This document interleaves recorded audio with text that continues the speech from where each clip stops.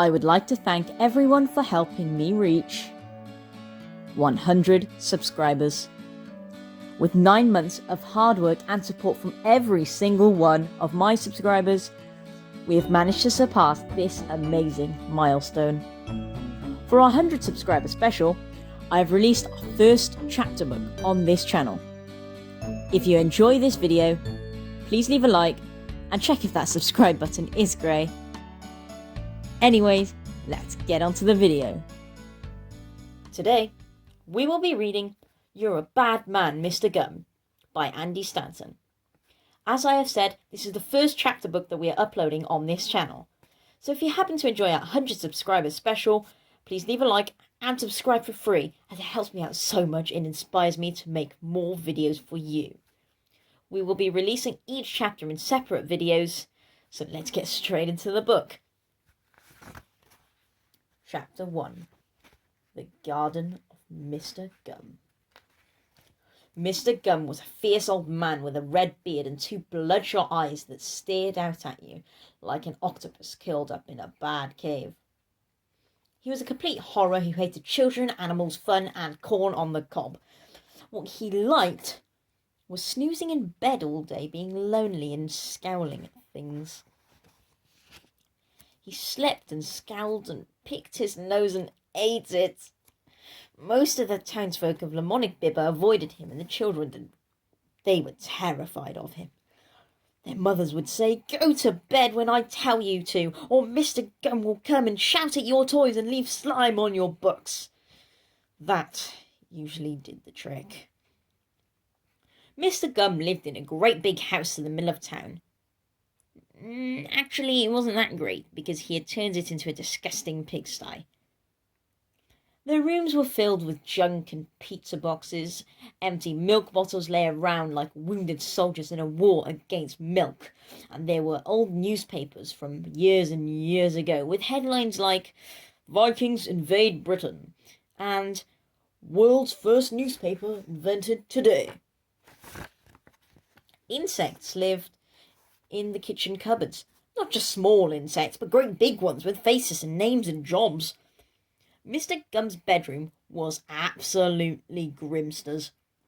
The wardrobe contained so much mould and old cheese that there was hardly any room for his moth-eaten clothes, and the bed was never made. I don't mean that the duvet was never put back on the bed. I mean the bed has never, ever even been made. Mr. Gum hadn't gone to the bother of assembling it. He just chucked all bits of wood on the floor and dumped a mattress on top. There was broken glass in the windows, and the ancient carpet was the colour of unhappiness and smelt like a toilet. Anyways, I could be here all day going on and on about Mr. Gum's house, but I think you've got the idea. Mr. Gum was an absolute laser who couldn't be bothered with niceness and tidying and brushing his teeth, or anyone else's teeth for that matter.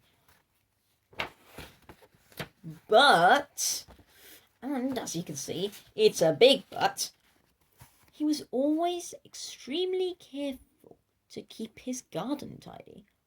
In fact, Mr. Gum kept his garden so tidy that it was the prettiest, greeniest, floweriest, gardeniest garden in the whole of Lamonic Bibber. Here's how amazing it was. You ready? Think of a number between 1 and 10. Multiply that number by 5. Add on 350. Take away 11. Throw all those numbers away. Now think of an amazing garden. Whatever number you started with, you should now be thinking of, are you ready? An amazing garden. And that's how amazing Mr. Gum's garden was. In spring, it was bursting with crocuses and daffodils. In summer, there were roses and sunflowers and those little blue ones. What are they called again? You know, those blue ones. They look a bit like dinosaurs. Anyway, there were tons of them. In autumn, the leaves from the big oak tree covered the lawn, turning it gold like a gigantic leafy robot. In winter, it was winter. No one in town could understand how Mr. Gum's garden could be so pretty, greeny, flowery, and gardeny, when his house was such a filthy tip. Maybe he just likes gardening, said Jonathan Ripples, the fattest man in town. Perhaps he's trying to win a garden contest, said a little girl called Peter. I reckon he just quite likes gardening, said Martin Laundrette, who ran the laundrette. Oi, that was my idea, said Jonathan Ripple. No, it wasn't, said Martin Laundrette. You can't prove it, fatso. In fact, they were all wrong. The real reason was this.